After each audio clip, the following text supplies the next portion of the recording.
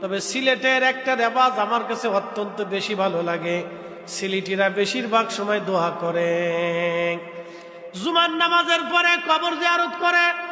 মারহাবা কর। সারা বাংলাদেশে এই আমল কোথাও নাই। আমি তো সারা বাংলাদেশ চড়াই, বাংলাদেশের এমন জেলা নাই যে জেলার ভাত আমার পেটে না গেছে। শুধু সিলেট ছাড়া এই আমল আমি কোথাও দেখি না।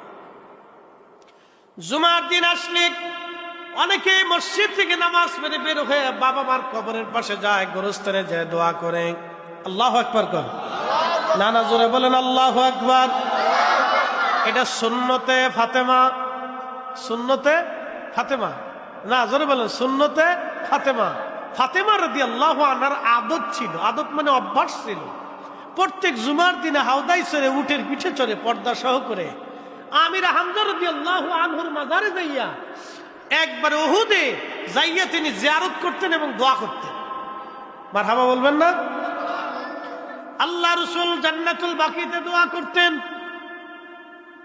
প্রত্যেক জুমাতে সিলেটিরা দোয়া করে, এটা অত্যন্ত ভালো একটা দিক।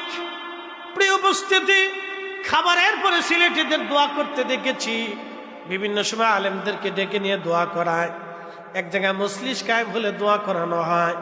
আমরা চাবো আল্লাহ দিবে, আমরা চাবো আল্লাহ দিবে, আমরা ক্ষমা চাবো আল্লাহ ক্ষমা করবে, আল্লাহ ক্ষমা করতে ভালো